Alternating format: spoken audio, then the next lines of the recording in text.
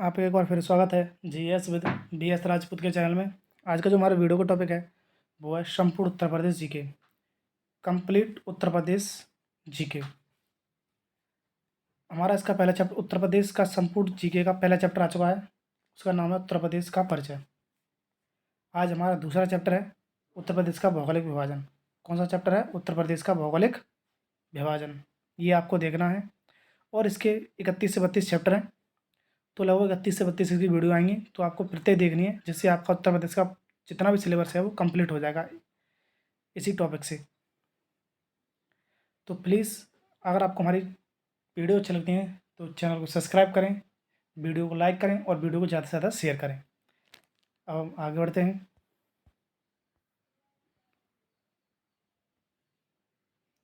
अब हम बात करते हैं उत्तर प्रदेश का भूगोल। उत्तर प्रदेश के भूगोल में टॉपिक है उत्तर प्रदेश का भौगोलिक विभाजन। क्या है? उत्तर प्रदेश के भूगोल में है उत्तर प्रदेश का भौगोलिक विभाजन, यानी कि भौतिक स्वरूप। उत्तर प्रदेश का भौतिक स्वरूप देखेंगे। उत्तर प्रदेश की भारत में स्थिति क्या है, यानी लोकेशन क्या है उत्तर प्रदेश में, उत्तर प्रदेश की भारत में। तो ये भारत के उत्तर भारत में या उत्तर मध्य भारत में स्थित है। उत्तर प्रदेश भारत के उत्तर भारत में या उत्तर मध्य भारत में स्थित है। उत्तर प्रदेश का क्षेत्रफल क्या है? 2,40,928 किलोमीटर स्क्वायर है। कितना है? 2,40,928 किलोमीटर स्क्वायर है, जो भारत के कुल क्षेत्रफल का 7.33% है। कितना है? 7.33% है। उत्तर प्रदेश क्षेत्रफल की दृष्टि से भारत में चौथा स्थान रखता है। कौन सा स्थान रखता है? चौथा स्थान रखता है, ये आपको याद रखना है। अब हम आगे बढ़ते हैं।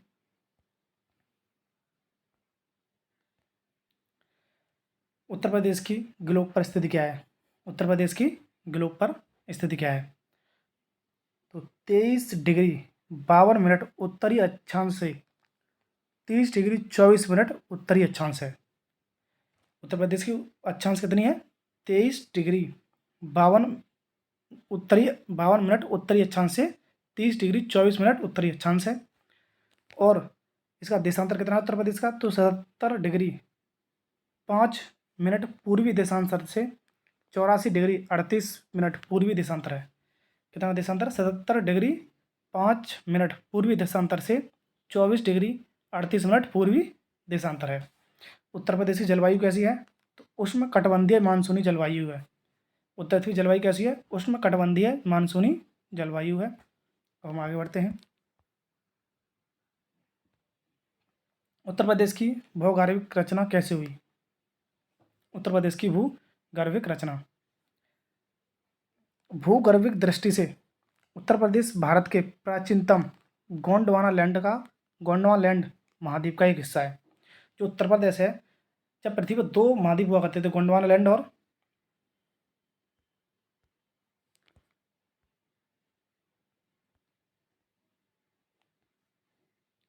दूसरा था अंगारा लैंड। कौन सा था? एक था गोंडवाना लैंड और दूसरा था अंगारा लैंड। तो उत्तर प्रदेश का जो भूगर्भिक दृष्टि से स्थान है वो गोंडवाना लैंड में है, गोंडवाना लैंड महाद्वीप में है, ये आपको याद रखना है। अब हम आगे बढ़ते हैं। प्रदेश का दक्षिण पठारी भाग कैम्ब्रियन युग। उत्तर प्रदेश का दक्षिणी पठारी भाग है वो कैम्ब्रियन युग में विध्वंस क्रम की शैलों से निर्मित है। कैसा है? विध्वंस क्रम की शैलों से निर्मित है। विध्वंस क्रम की शैलों में, जो विध्वंस क्रम की शैलें हैं उसमें चूना पत्थर, बलुआ पत्थर, डोलोमाइट आदि शैलें पाई जाती हैं। कैसे कैसे मतलब क्या पाया जाता है विध्वंस क्रम में? तो विध्वंस क्रम की शैलों में चूना पत्थर, बलुआ पत्थर, डोलोमाइट आदि शैलें पाई जाती हैं। इन शैलों में जीवांश अवशेषों का अभाव होता है।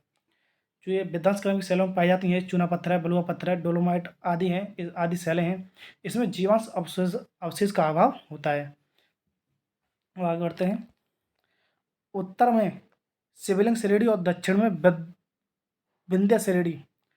उत्तर प्रदेश के उत्तर में शिवालिक श्रेणी है और दक्षिण में विंध्य श्रेणी के मध्य में गंगा यमुना का मैदान है, जो कि प्लेस्टोसीन युग में अब तक अवसादों के निक्षेप के परिणाम स्वरूप बना है।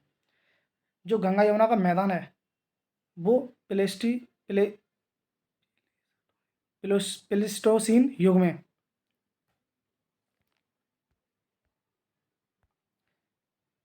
प्लेस्टोसीन युग में प्लेस्टोसीन युग में अब तक अवसादों के निक्षेप के परिणाम स्वरूप बना है। तो ये आपको याद रखना है।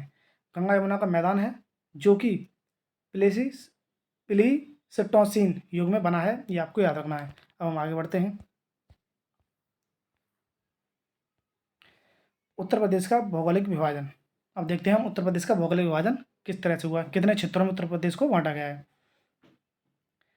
किसी क्षेत्र में पाई जाने वाली भौगोलिक आकृतियाँ जैसे पर्वत हैं, पठार हैं, मैदान आदि के आधार पर विभाजित करना भौगोलिक विभाजन कहलाता है। भौगोलिक विभाजन की परिभाषा क्या होगी? किस क्षेत्र में पाई जाने वाली भौगोलिक आकृतियाँ जैसे पर्वत हैं, पठार हैं, मैदान हैं, इनके आधार पर जो विभाजित होता है उसे हम भौगोलिक विभाजन कहते हैं। ये आपको याद रखना है। ये भौगोलिक विभाजन की परिभाषा हो गई। उत्तराखंड राज्य के गठन के फलस्वरूप उत्तर का पर्वतीय भाग उत्तराखंड में चले जाने के बाद उत्तर प्रदेश 3 भौतिक क्षेत्रों में रह गया। जब उत्तराखंड को उत्तर प्रदेश से उत्तराखंड कब अलग हुआ था? 9 नवंबर 2000 को अलग हुआ था। 13 जिलों को काटकर ये अलग किया गया था उत्तराखंड। तो उत्तराखंड में आपको पता है कि ज़्यादातर पर्वतीय भाग है उत्तराखंड में। तो पर्वतीय भाग उत्तराखंड में चले जाने के बाद उत्तर प्रदेश में सिर्फ 3 भौतिक क्षेत्र रह गए हैं। कौन कौन से भौतिक क्षेत्र रह गए हैं? उत्तर में भावर और तराई का क्षेत्र, मैदानी क्षेत्र, और दक्षिण में पठारी क्षेत्र। ये 3 क्षेत्र रह गए हैं जो आपको याद रखने हैं। हम आगे बढ़ते हैं। उत्तर में भावर और एवं तराई क्षेत्र। उत्तर में भावर एवं तराई क्षेत्र। पश्चिम में सहारनपुर से पूर्व में, पश्चिम में सहारनपुर, यानी सबसे पश्चिम जिला कौन सा है उत्तर प्रदेश का? सहारनपुर है। यानी सबसे उत्तरी जिला है सहारनपुर। सहारनपुर से पूर्व में कुशीनगर तक पाई जाने वाली पतली सी पट्टी भावर एवं तराई क्षेत्र कही जाती है। भावर क्षेत्र उत्तर में है जबकि तराई उसके ठीक सटे दक्षिण में है। जो उत्तर प्रदेश में भावर और तराई क्षेत्र है वो पश्चिमी जिला सहारनपुर से पूर्व में कुशीनगर तक फैला है, और जो उसके सारे पतली सी पट्टियों से भावर तराई क्षेत्र कहते हैं। भावर एवं तराई क्षेत्र कहा जाता है। और भावर क्षेत्र उत्तर में है जबकि तराई उसके ठीक सटे दक्षिण में है। ये भी आपको याद रखना है। यानी कि सबसे ऊपर तराई क्षेत्र पड़ता है, वो भावर क्षेत्र पड़ता है, उसके नीचे तराई क्षेत्र पड़ता है। तो हम बात करते हैं भावर की। भावर मतलब क्या क्या है भावर भावर के क्षेत्र में? यह शिवालिक हिमालय के समानांतर गिरिपाद प्रदेश में फैला क्षेत्र है जिसका निर्माण कंकड़, पत्थर, चट्टानों से हुआ है। भावर क्षेत्र का निर्माण किससे हुआ? कंकड़, पत्थर, चट्टानों से आदि से हुआ है, जो आपको याद रखना है। अब हम आगे बढ़ते हैं। इस क्षेत्र का विस्तार यानी कि भावर क्षेत्र का विस्तार उत्तर प्रदेश के बिजनौर, सहारनपुर, पीलीभीत, शाहजहाँपुर, लखीमपुर खीरी जिले में फैला हुआ है। कितने जिलों में फैला है? 5 जिलों में उत्तर प्रदेश का भावर क्षेत्र फैला है। बिजनौर, सहारनपुर, पीलीभीत, शाहजहाँ और लखीमपुर खीरी जिलों में फैला हुआ है। ये आपको याद रखना है। आगे, यह आकार नदियाँ विलुप्त हो जाती हैं। भावर क्षेत्र में आकर नदियाँ विलुप्त हो जाती हैं तथा जल चट्टानों के मध्य प्रभावित होती हैं। मतलब जहाँ बड़े बड़े पहाड़ मतलब पहाड़ टूट कर नीचे आ जाते हैं तो वहाँ पर नदियाँ विलुप्त हो जाती हैं, और यह नदियाँ आगे जाकर वापस धरती पर प्रकट हो जाती हैं। यानी जैसे ही पहाड़ी क्षेत्र छूटा, जैसे ही मैदान में आई, जैसी नदियाँ दोबारा प्रकट हो जाती हैं, जो आपको याद रखना है। यानी कि भावर क्षेत्र में नदियाँ लुप्त हो जाती हैं, ये आपको याद रखना है। यह क्षेत्र कम उपजाऊ होता है। यह क्षेत्र जब पर्वतीय होंगे, वहाँ पर पहाड़ होंगे, पत्थर होंगे, छोटे छोटे टुकड़े होंगे पत्थर के, तो वो तो कम उपजाऊ होगा। इस क्षेत्र में मृदा कृषि के लिए अनुपयुक्त है। यहाँ पर कृषि नहीं की जा सकती, ये भी आपको याद रखना है। अब हम आगे बढ़ते हैं। उत्तर प्रदेश का तराई क्षेत्र। उत्तर प्रदेश का तराई क्षेत्र भावर के समानांतर दक्षिण में नमी युक्त दलदली क्षेत्रों को तराई क्षेत्र कहा जाता है। भावर के समांतर तो दक्षिण में भाग है, ये नमी युक्त होता है। जब कहाँ से गंगा जी भावर क्षेत्र से निकलती है, तराई में निकलती हैं नदियाँ, तराई में दिखाई देती हैं, तो यहाँ पर दलदली क्षेत्र होगा। तो ये यहाँ पर दलदली क्षेत्र को ही तराई क्षेत्र कहा जाता है। तराई क्षेत्र में ही नदियाँ धरती पर प्रकट होती हैं।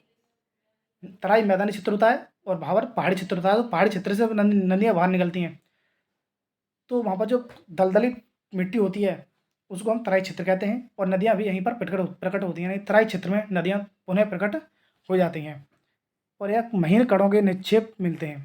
तराई क्षेत्र में महीन कणों के निक्षेप मिलते हैं। वर्तमान में तराई की अधिकांश भूमि को कृषि योग्य बना लिया गया है। यानी जो तराई की अधिकांश भूमि है उसे कृषि योग्य बना लिया गया है। इस क्षेत्र में गन्ना है, धान है। गन्ना धान की खेती हेतु उपयुक्त दशाएं होती हैं और अनेक जगहों पर जूट की अच्छी खेती भी होती है। ये भी आपको याद रखना है। तराई के क्षेत्र में कौन कौन सी फसल होती है? गन्ना, धान आदि उपयुक्त फसलें होती हैं यहाँ पर, और यहाँ पर अनेक जगहों पर जूट की खेती भी होती है। इन दलदली क्षेत्रों में अनेक तरह के रेंगने वाले जीव, विषैले कीट, अजगर, मगरमच्छ आदि के अन्य वन्य जीव भी पाए जाते हैं। ये भी आपको रखना है। तराई क्षेत्र दलदली है तो यहाँ पर जो रेंगने वाले जीव हैं, आपको पता है कि अजगर ज़्यादातर तराई जैसे क्षेत्रों में मिलता है। विषैले कीट भी अच्छे मतलब ज़्यादा दलदली होगी वहाँ मिलेंगे ही मिलेंगे। मगरमच्छ भी दलदल में रहते हैं। तो यहाँ पर अन्य वन्य जीव भी पाए जाते रहते हैं। ये भी आपको याद रखना है। अब हम आगे बढ़ते हैं। उत्तर प्रदेश का मैदानी क्षेत्र। उत्तर प्रदेश का मैदानी क्षेत्र, गंगा का मैदान। मैदानी क्षेत्र में टॉपिक है गंगा का मैदान, इसको हम पढ़ेंगे। उत्तर प्रदेश में गंगा का मैदान कहाँ पर है? भाबर एवं तराई क्षेत्र तथा दक्षिण के पठारी क्षेत्र के बीच अवस्थित है। जो गंगा का मैदान है वो भाबर एवं तराई क्षेत्र तथा दक्षिण पठारी क्षेत्र के बीच में अवस्थित है। यह एक विस्तृत, सामान्यतः समतल तथा उपजाऊ भाग है। इसे गंगा यमुना का दोआब भी कहा जाता है। ये जब समतल है तो आपको पता है कि नदियाँ होती हैं, उसके आसपास ज़मीन काफ़ी उपजाऊ होती है। तो ये जब नदी, गंगा नदी का मैदान है तो उसके आसपास तो ज़मीन उपजाऊ जो 100% होगी, और इसे हम गंगा मैदान को ही गंगा यमुना का दोआब भी कहा जाता है। ये भी आपको याद रखना है। यह क्षेत्र गंगा, यमुना एवं उनकी सहायक नदियों द्वारा बहकर लाए गए कौप, कीचड़, बालू के निक्षेप से बना है। यानी जो पहाड़ों से गंगा यमुना उतरती हैं, तराई से होते हुए आती हैं, तो ये अपने साथ अवसाद लेके आती हैं। जैसे कौप है, कीचड़ है, बालू है, ये निक्षेप से बना हुआ क्षेत्र है। ये भी आपको याद रखना है। निक्षेपों की संरचना के आधार पर हम इस मैदान को दो उप विभागों में बांटा गया है, खादर क्षेत्र में और बांगर क्षेत्र में। गंगा का मैदान को हम दो भागों में बांटेंगे, खादर क्षेत्र में और बांगर क्षेत्र में। अब आगे बढ़ते हैं। खादर क्षेत्र और बांगर क्षेत्र, इसकी विशेषताओं के बारे में हम पढ़ेंगे। बांगर क्षेत्र के बारे में पढ़ेंगे। नदी के पास वाला क्षेत्र जहाँ बाढ़ आती रहती हैं उसे खादर क्षेत्र कहलाता है। नदियों के पास वाला क्षेत्र जहाँ पर बाढ़ आती रहती हैं खादर क्षेत्र कहलाता है। लगभग हर वर्ष बाढ़ आने के कारण यहाँ की मृदा नवीकरण होती रहती है। इसी कारण ये प्रदेश उपजाऊ बना रहता है। यानी खादर क्षेत्र जब बाढ़ आएगी तो मिट्टी भी नहीं आएगी, तो इसलिए यानी खादर क्षेत्र होता है वो नवीकरण होता है और यहाँ पर प्रदेश बहुत उपजाऊ होता है। ये भी आपको बताना है। खादर क्षेत्र बहुत उपजाऊ होता है बांगर क्षेत्र की अपेक्षा। अब हम बांगर क्षेत्र में बात करते हैं। प्रदेश के दूर वाले क्षेत्र जो नदी द्वारा लाई गई मिट्टी से पटा गया है, इस क्षेत्र में बाढ़ नहीं आती, जिस कारण यहाँ की मिट्टी नवीकरण नहीं हो पाती है और बांगर क्षेत्र कहलाता है। यह प्रदेश मैदान के उत्तरी क्षेत्र वाले, यह मैदान के ऊंचाई क्षेत्र वाले होते हैं। यानी कि बांगर क्षेत्र में से दूर दराज है, इस गंगा मतलब नदी है, नदी जब बाढ़ आती है तो वहाँ पर बांगर क्षेत्र में जो बांगर क्षेत्र होता है वहाँ पर नदी का पानी नहीं पहुँच पाता है, तो जो मिट्टी लाई जाएगी नवीनीकरण के लिए तो वो मिट्टी वहाँ पहुँच ही नहीं पाएगी। तो ये इसलिए इसे बांगर क्षेत्र कहते हैं और ये कम उपजाऊ होता है। ये भी आपको याद रखना है। अब खादर क्षेत्र में बात करते हैं। इसका निर्माण नई जलोढ़ मृदा से हुआ है और इसकी ऊंचाई बांगर प्रदेश से कम होती है। ये भी आपको रखना है। जो खादर क्षेत्र का निर्माण हुआ है वो नई जलोढ़ मृदा से हुआ है और इसकी ऊंचाई बांगर प्रदेश के से कम होती है। और बांगर क्षेत्र में इसमें पुरानी जलोढ़ मृदा पाई जाती है। बांगर क्षेत्र में पुरानी जलोढ़ मृदा मृदा पाई जाती है। ये भी आपको याद रखना है। अब आगे बढ़ते हैं।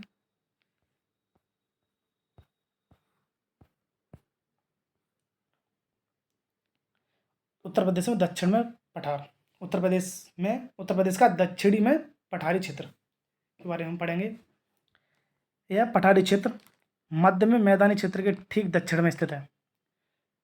ये पठारी क्षेत्र है वो मध्य के मैदानी क्षेत्र के ठीक दक्षिण में है और इसे बुंदेलखंड का पठार भी कहते हैं। इस मैदानी क्षेत्र को बुंदेलखंड का पठार भी कहते हैं। यह प्रायद्वीप भारत का उत्तरी विस्तार है।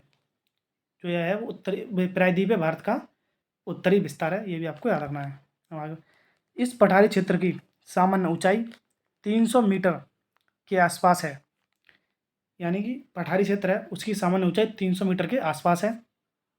यह मिर्ज़ापुर, सोनभद्र जिले के कुछ स्थानों पर कैमूर और सोनपुर की पहाड़ियों लगभग 600 मीटर तक ऊँची हैं, जो दक्षिण भाग की सबसे ऊँची चोटी है। यानी कि जो पहाड़ी क्षेत्र सामान्य से 300 मीटर आसपास के क्षेत्र ऊँचा होता है। यह मिर्ज़ापुर और सोनभद्र में कुछ स्थानों पर कैमूर और सोनाकर की पहाड़ियाँ लगभग 600 मीटर ऊँची हैं, जो दक्षिणी भाग की यानी तो पठारी क्षेत्र की सबसे ऊँची चोटियाँ हैं। ये भी आपको याद रखना है। यह क्षेत्र यानी कि पठारी क्षेत्र ललितपुर, झांसी, जालौन, हमीरपुर, महोबा, बांदा, चित्रकूट, इलाहाबाद जिले के गंगा के दक्षिणी भाग तक वाराणसी जिले की चकिया तहसील तक फैला हुआ है। ये पठारी क्षेत्र है, वो ललितपुर में, झांसी में, जालौन में, हमीरपुर में, महोबा में, बांदा में, चित्रकूट में, इलाहाबाद जिले में गंगा आती है, तो गंगा के दक्षिणी भाग तथा वाराणसी जिले के चकिया तहसील में फैला हुआ है पठारी क्षेत्र। ये आपको याद रखना है। अब हम आगे बढ़ते हैं। इस क्षेत्र की मुख्य नदियां हैं चंबल, बेतवा, कैन, सोन और टॉन्स नदी। इस क्षेत्र की जो मुख्य नदियां हैं वो चंबल, बेतवा, कैन, सोन और टॉन्स नदी हैं। ये आपको याद रखना है। चंबल, बेतवा और कैन ये यमुना की सहायक नदियां हैं। चंबल, बेतवा, कैन ये यमुना की सहायक नदियां हैं, और सोन और टॉन्स ये गंगा की सहायक नदियां हैं। ये दोनों गंगा की सहायक नदियां हैं और ये तीनों यमुना की सहायक नदियां हैं। ये भी आपको याद रखना है। यहाँ कम वर्षा का क्षेत्र है, यहाँ पर वर्षा कम होती है एवं इसके ज़्यादा भागों में लाल मिट्टी पाई जाती है। यानी कि पठारी क्षेत्र है, वहाँ पर ज़्यादातर भागों में लाल मिट्टी पाई जाती है, जो कृषि हेतु कम उपजाऊ है, जो कृषि हेतु कम उपजाऊ होती है। और जहाँ की प्रमुख फसलें हैं चना, सरसों, अरहर, ज्वार एवं गेहूँ। यहाँ की पठारी क्षेत्र की प्रमुख फसलें कौन सी हैं? चना, सरसों, अरहर, ज्वार एवं गेहूँ है। बुंदेलखंड के पठार, ये नोट पड़ा है, ये भी आपको याद रखना है। बुंदेलखंड के पठार तथा विंध्याचल पर्वतमाला का निर्माण प्री कैंपियन युग काल में हुआ है। बुंदेलखंड पठार और विंध्याचल पर्वत श्रेणी का निर्माण प्री कैंपियन युग काल में हुआ है। ये आपको याद रखना है। आज की वीडियो यहीं पर ख़त्म होती है। अगर आपको हमारी वीडियो अच्छी लगती है तो प्लीज़ चैनल को सब्सक्राइब करें, लाइक करें और ज़्यादा से ज़्यादा वीडियो को शेयर करें। हमारी अगली वीडियो होगी जो उत्तर प्रदेश की सिलेबस से अगली वीडियो होगी, वो होगा उत्तर प्रदेश की जलवायु। ये आपको अगली वीडियो हमारी कौन सी होगी, नेक्स्ट जो वीडियो आएगी उसमें हम उत्तर प्रदेश का जलवायु पढ़ाएंगे। तो ये आपको याद रखनी है। अगर आपको हमारी वीडियो अच्छी लगती है तो प्लीज़ चैनल को सब्सक्राइब करें, लाइक करें और ज़्यादा से ज़्यादा वीडियो को शेयर करें। धन्यवाद।